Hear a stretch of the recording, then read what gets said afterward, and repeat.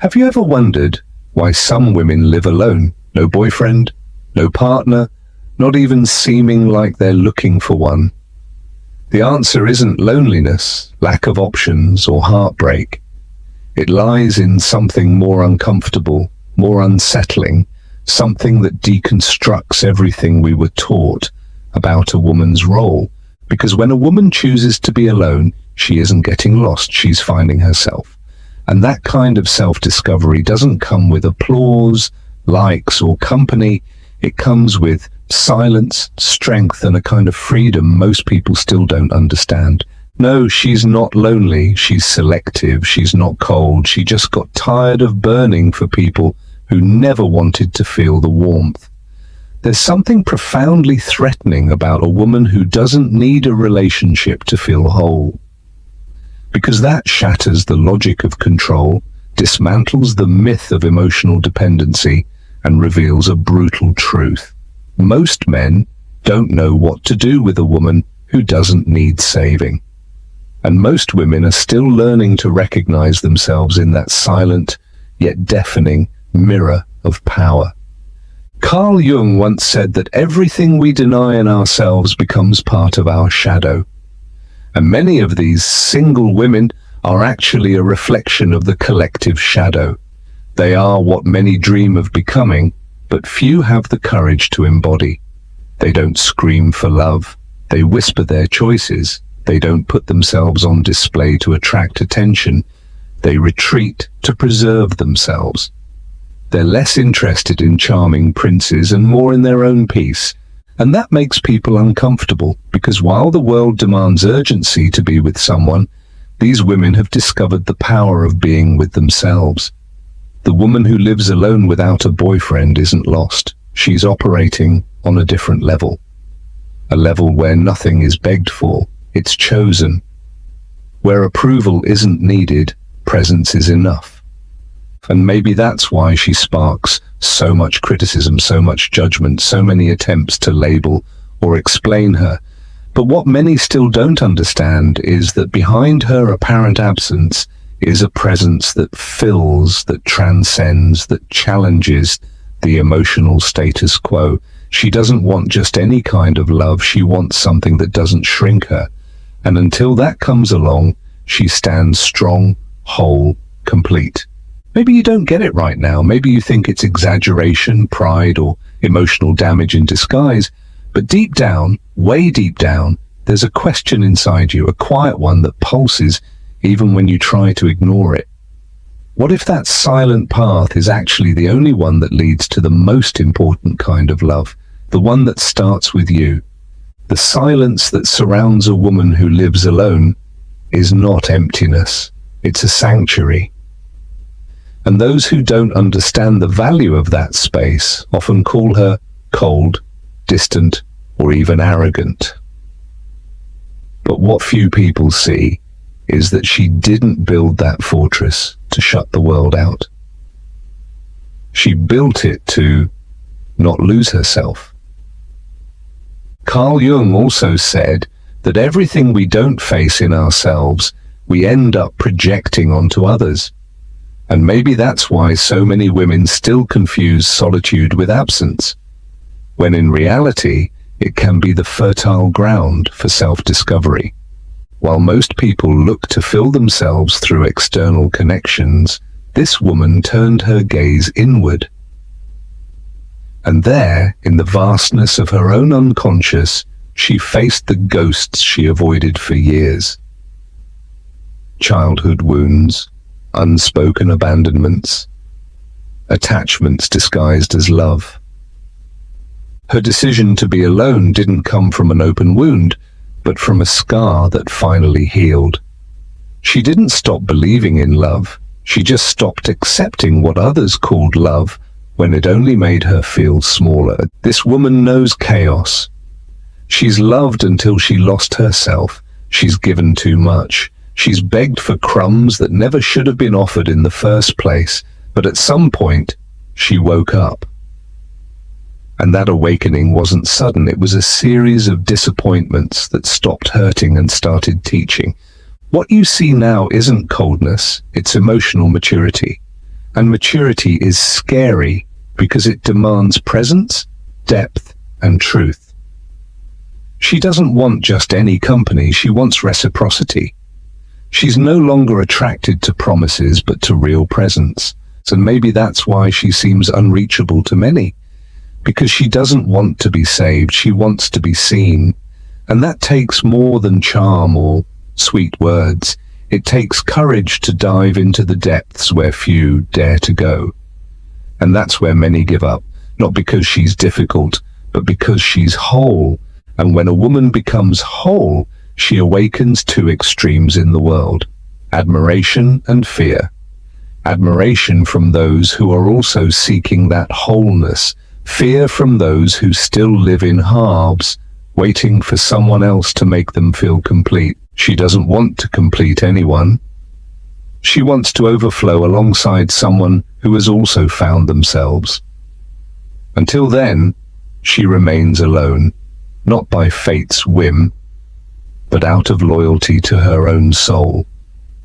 This woman isn't hiding, she's protecting herself. There's a vast difference between isolating and preserving oneself, but the world doesn't easily accept a woman like this. A world that still preaches happily ever after, only exists in pairs, a world that distrusts those without a partner, as if that were a sign of failure. Carl Jung once said that where convention rules, there's little room for authenticity. And this woman doesn't live by convention, she lives by essence. She hears phrases like, "You're too picky," "You should be more open," "Nobody's perfect." And she smiles.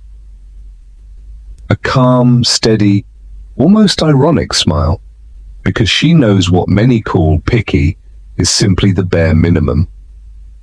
The minimum it took her decades to realize she deserves. She's not looking for perfection, she's looking for someone mature enough to love without destroying. Someone who's done the inner work she has already faced. And let's be honest, that's not something you find on just any street corner. The discomfort she causes isn't in what she says, it's in what she represents. She's living proof that it's possible to be happy without depending on anyone else. And that tears masks off. Men who feed on female insecurity feel threatened. Women still trapped in the need for approval feel judged. But she isn't here to confront anyone. She's just being. And the authenticity of someone who has freed herself is by itself a brutal mirror to those still living in chains. This woman isn't in a hurry.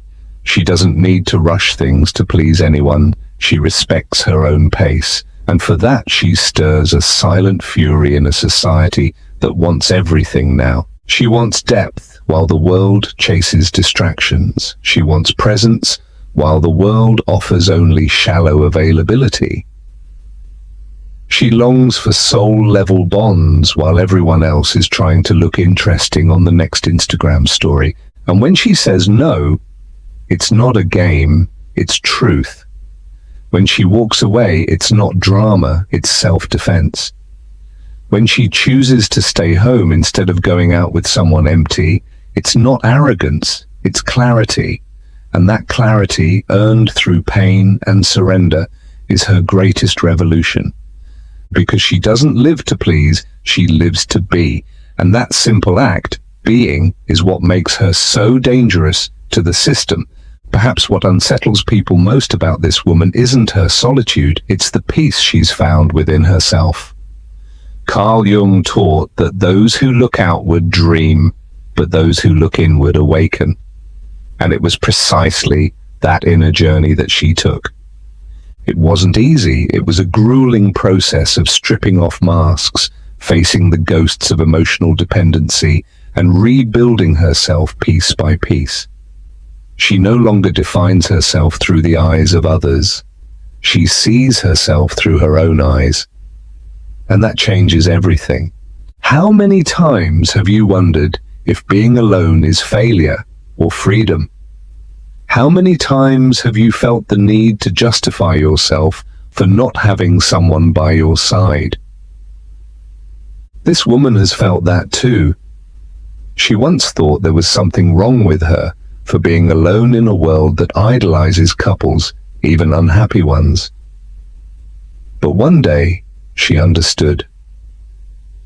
It's better to be alone than to be invisible in a relationship. And that day, she made a pact with herself.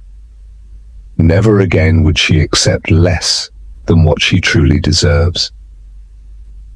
Her path is not a straight line. There are days of doubt, moments of nostalgia, nights of deep silence, but there's also a strength that grows with each decision made in awareness. She learned that true love doesn't cage, doesn't consume, doesn't manipulate. The love she wants is the kind that liberates, that adds, that supports without suffocating. And until that love arrives, she chooses to keep growing on her own, not out of pride, but out of integrity. This woman is the living embodiment of Jung's individuation. She shattered, faced her shadow, descended into the unconscious, and returned more whole than ever. And now that she recognizes herself, she refuses to be half of anything again. She doesn't want someone to complete her.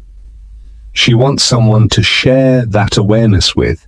That's intimidating because it demands emotional responsibility. And sadly, few are willing to love responsibly. Most still love out of lack, out of possession, out of fear. And if she walks alone today, it's because every step echoes with learning. Every no she gives is an act of self-respect. Every absence she imposes is a reminder that love should never be begged for. She no longer needs to prove anything to anyone. And that certainty, born from the deepest part of her soul, transforms everything around her. Because a woman who has rediscovered herself becomes dangerous, not because of her weapons, but because of her clarity. The woman who lives alone without a boyfriend is not the same woman who once begged to be loved. Something inside her broke, and it was precisely that break that set her free. Because sometimes, only in collapse does the soul find its new form. Carl Jung used to say that the tree that grows to heaven must also have roots that reach down to hell. And that's exactly what she lived through. She descended into the hell of her own story, faced ancestral fears, inherited pain, traumas that weren't just hers, but those of all the women who came before her. She broke cycles. She said no to relationships that repeated the same toxic script. She learned that it wasn't her job to heal anyone, save anyone, or accept crumbs out of fear of being alone. And when she stopped accepting less, the world tried to convince her she was wrong. But she stood her ground, first with uncertainty, then with awareness, and finally with invulnerability. Because someone who has lived in their own abyss no longer fears absence. She learns to nourish herself with silence, to warm herself with her own presence. She's not unreachable. She simply no longer allows herself to be invaded. There's a world of difference between opening your heart and letting yourself be torn apart. She opens, yes, but only for those who come in truth. Not with rehearsed speeches or empty promises. She's seen enough to tell the difference between presence and performance. Her intuition has become sharp. Her energy is a filter. She can sense from afar what lacks depth, and she doesn't hesitate to walk away. Her transformation isn't superficial. It's archetypal. It's as if she's tapped into an ancient wisdom, an old memory that women weren't born to serve, but to express. Not to be shaped, but to overflow. And in accessing that memory, something awakened in her. A wild woman. Intuitive. Emotionally sovereign. A woman who, though alone, is far from lost. She's in communion with something greater, with her own destiny. And no matter how much they try to reduce her with labels, cold, difficult, distant, nothing sticks, because she no longer lives to fit in, she lives to expand. She no longer fights for attention, she radiates presence. She's no longer waiting to be chosen, she does the choosing. And that reversal of logic confuses those who still try to control the feminine. But she's no longer there. She's already crossed the threshold. And on the other side, she discovered that the real relationship begins only after you've loved yourself enough to not need anyone. There's something sacred about the way she walks through the world. She doesn't need applause or public validation. Her confidence is quiet. And it's in that silence that her true strength lives. Carl Jung said that everything we face within eventually becomes our destiny. And perhaps that's why this woman, in choosing herself again and again, has become the author of a destiny that few can understand, but many secretly envy. She no longer tries to fill voids with promises or convince anyone that she deserves love. She doesn't beg for space in anyone's life because she's learned that presence should never be begged for. It should be invited. And when the invitation doesn't come from truth, she simply declines. She doesn't react with anger or bitterness. She steps away with the dignity of someone who's gotten lost too many times to let the same wound happen again. What few people understand is that this woman still longs for love. She still wants to be held, touched, chosen. But she wants it without losing herself. Because she's spent too long trying to squeeze into molds too small for the soul she carries. Now, she only offers herself where there's room to be whole. And that requires a level of maturity that goes far beyond romance. It requires awareness. It requires having faced one's own shadow and still choosing to love. She's not looking for fairy tales. She's looking for a soul alliance, a connection where there's no domination or submission, where both can grow beside each other without dimming their colors, silencing their pain, or shrinking their dreams. And if that seems too much for some, so be it. Because she'd rather wait than survive on emotional crumbs. And to many that sounds like arrogance, but it's really just self-love in its purest form. We are witnessing a new archetype of woman. A woman who has walked away from the superficial and dived into the depths. Who got tired of being merely desired and chose to be respected. Who chose to be alone, not because she gave up on love, but because she began to understand that real love never demands self-denial. And when a woman understands that, her whole world begins to change. She doesn't need to raise her voice to be heard. Her presence speaks before any words. Wherever she goes, the energy shifts, like something in the room realigns subtly but unmistakably. This isn't mysticism, it's energy. It's the weight of someone who has already faced the most brutal inner wars and chose to return in peace. Not because she conquered all her fears, but because she learned to live with them without being defeated. Carl Jung would say she found wholeness not by eliminating opposites, but by integrating them. This woman doesn't reject love. She's simply learned not to submit to unbalanced relationships where one must dim so the other can shine. She longs to love, but in a love where her essence doesn't need to be edited. A love where she can be both shadow and light, laughter and tears, silence and storm.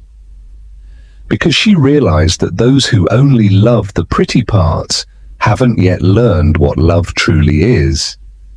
And those who demand constant sweetness still don't understand the beauty of bitterness, so necessary for growth. She's too whole to settle for halves, too free to accept prisons disguised as care, too sensitive to endure shallow bonds, and at the same time strong enough to keep choosing this path, even when it hurts. even when it's lonely, even when it's misunderstood.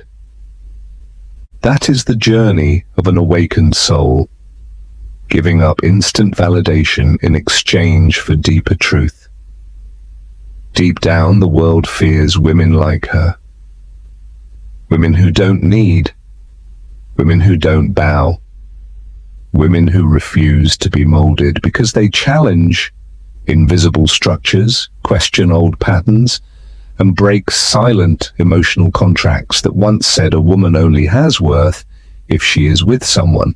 And when she breaks those contracts, when she rewrites her own narrative, she inspires others. And that, for the system, is dangerously revolutionary.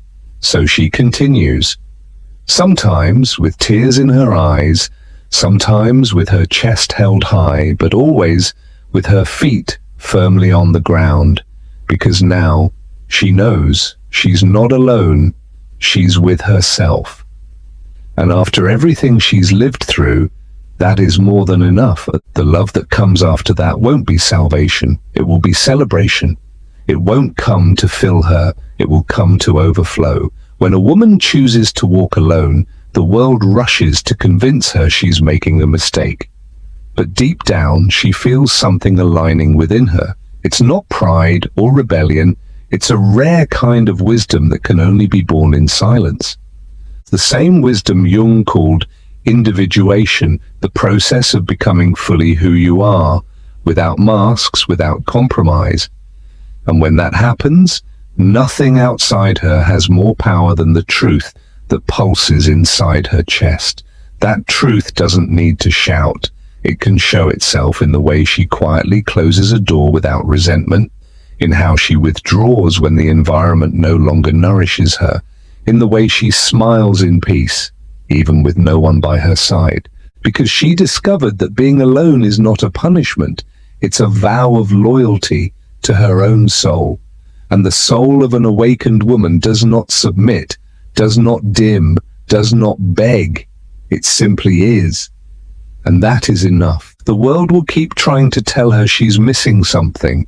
It will keep offering distractions, plastic princes, love made for display.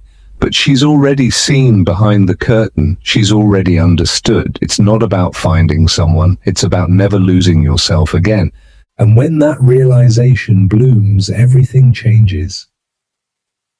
Desire becomes discernment. Lack becomes choice. Waiting becomes a path. And what once hurt now teaches. What once bound now sets free. You can feel it deep inside. That stirring, that spark. Maybe it's a memory, an old wound, a nostalgia that never made sense. Maybe it's the image of a woman you once knew, or the woman you've become. In either case, something within you is asking to be seen more clearly, something that no longer fits in old molds, something that, if you let it, could completely transform how you relate to love, to others, and most importantly, to yourself. That woman who lives alone is more than just someone who doesn't fit the mold. She is a living symbol of emotional freedom. A reminder that it's possible to rebuild without hurry, without fear, and without needing to prove anything to anyone. She doesn't walk ahead of anyone, but she doesn't follow either. She carves her own path, unique, inviolable. And along that journey, she lights little fires for others who are waking up too. If something inside you was touched by this story, maybe it's because deep down, you too are ready for a new kind of love. A love that begins with reconciliation with yourself.